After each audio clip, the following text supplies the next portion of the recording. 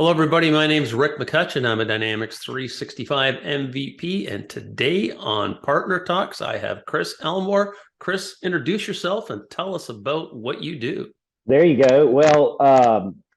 Thanks for having me on, Rick. And first of all, I was the very first employee of AvidXchange, and there's a lot of talk about who the co-founders were, David Miller and Mike Prager, and I'd known Mike before, previous, but in 2000 he started AvidXchange. He asked me to come help him, and I've had this front row seat to this fascinating organization that took years to develop. And 22 years later, we're actually standing on a decent little hill with 8,000 customers, 800,000 suppliers. We went public on the NASDAQ last year. And, it got out at my high school class reunion that I helped, take a company public because I was telling everybody. Now, Rick, you're not just a Microsoft MVP. You're like 7-time MVP, right? Well, 8 times now, I believe. There we go. Okay. Yeah.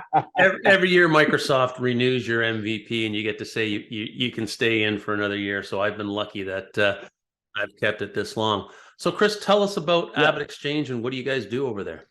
Yeah, so we're classically known as an accounts payable and payment automator, but really in the in the street definition of the whole thing, if a paper invoice comes in and a paper check goes out, our job is to digitize that. So our customers have the joy of no paper invoices, no paper checks. We really try to keep the paper out of it. And in the middle of that, the whole thing is once the paper's gone, then the efficiency starts. You start tracking things and timing things, and the tough thing and the good thing all at once. And I know you probably can identify this, but the tough thing and the good thing all at once is it does help accounting departments change the way they do business. And that's difficult.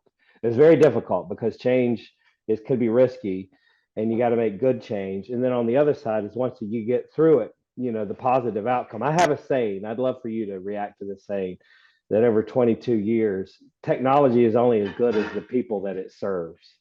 And that's kind of been our mission for the last 22 years, is how can we sit in service to our customers and improve their lives. And I 100% agree with it. I've automated over 200 sales organizations in my career, and it was really about what these people do, how do they do it, and how are we going to make technology make it easier for them? Because if not, they end up working around it, right? In the world of spreadsheets, and that's not where we want to go. So the success of your company shows that you must be giving them something that they like to work with. Yeah, well, and it didn't always start that way. It took us probably a solid 7 years to really work out the value proposition. And then after about 2 years after the 7, that's 9. I work with accountants, so I'm quick with math. Quick with math. So at about 9 years, we said, well, we worked out the value proposition on accounts payable, but we need to add that payment piece of it.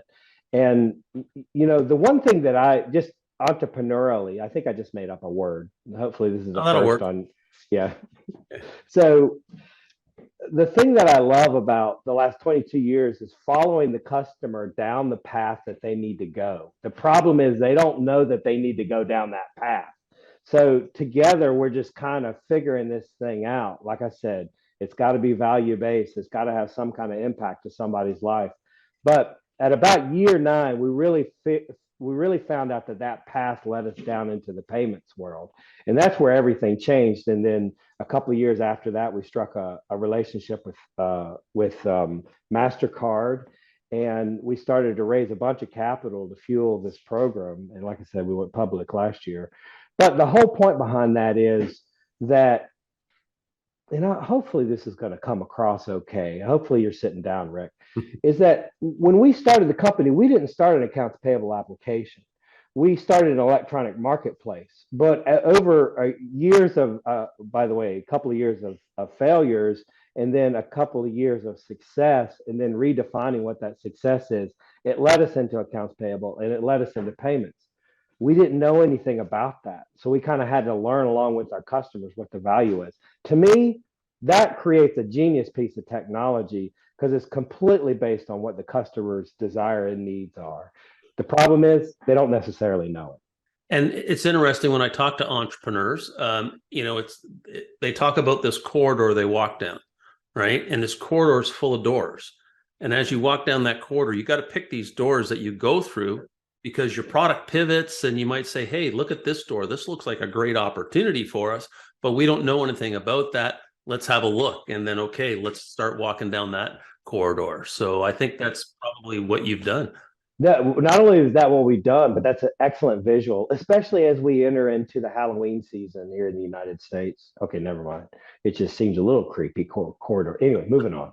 But the thing is that you can't open and go through every door. And by the way, you can tell the entrepreneurs that have done that because they have every feature, bell and whistle, and I call it code spaghetti. It's just all over the place. Now, I'm not throwing them under the bus because they're trying to serve their customers. The one thing I like about AvidXchange is there were a certain time where customers were vehement about the path that we needed to take, and we said we just can't do it. And at the moment they were very painful decisions, but in retrospect they saved us from just getting off of mission, getting off of focus, and staying going down these corridors. So it's a tough thing. Who knows how many opportunities we miss, but the long and short of it is you can't follow them down every door, and we've done a pretty good job about that. So, Chris, let's talk a little bit the world of Microsoft and Dynamics. Let's do it. What are you doing around Microsoft? And that must have been one of the doors you opened at one point. It was actually, it was one of the doors we opened and we originally closed. Now, just to give you a little history, because all of these sessions should have a little bit of drama, and that's what I'm trying to bring into this, Rick. Okay, but when we first started AvidXchange, we started and we found a niche in commercial real estate, property management, and we planted a flag on that niche, and for a long time, close to 10 years, we said, well, our technology is specifically built for property real estate management. But in a pivot, we said, and by the way, within the first 10 years, Dynamics, especially at that time, Great Plains kept coming up. Great Plains kept coming and said, no, that's not a real estate specific accounting system. We need to stay in our real estate specific world. And so it was Great Plains, and then at a weird intersection, we had the realization that we're not solving real estate problems, we're solving accounting problems. And then they said, because we're solving accounting problems, let's go ahead and expand outside of real estate and try to serve some other markets. And we immediately went to Great Plains. That was like the first step. And then right after that, it was SL. And then right after that, it was NAV. And that to us, now it changed the trajectory of the company, because now here we are, a company that's serving multiple industries and multiple verticals. I'm a fan. I'm not a huge vertical person. Okay, healthcare, education. What drives our business is the relationship that we have with the accounting system. And we realized that really early on. And as Dynamic has improved, we've just followed right along with that, tightening our integrations, figuring out features and benefits that are associated to that whole world. And I got to tell you, it's been the most fascinating ride, just kind of hitching our wagon to that.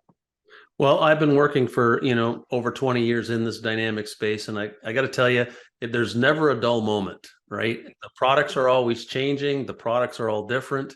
And there's lots of partners to work with. And they are quite a group of entrepreneurs themselves. So I think the opportunity is always in front of us. Well, the one thing that I can attach to them, especially really early on, is passion. And the passion that the group has for the tech and the outcome of the tech and the purpose of the tech, it really was completely invaluable to our organization, because we just glommed onto that passion, and here we are. Okay, Chris, thanks for your time today. I really appreciate it. Do you have any closing remarks or thoughts about AvidXchange or this dynamics world? Yeah, look us up, avidexchange.com. We got a lot of stuff going on, a lot of webinars, a lot of white paper, a lot of research, a lot of stuff, and would love to personally connect with anybody and just start chit-chatting. So, Rick, thanks for having me on. 8-time MVP. Okay, Chris, thank you, and we'll talk to you soon. Bye all.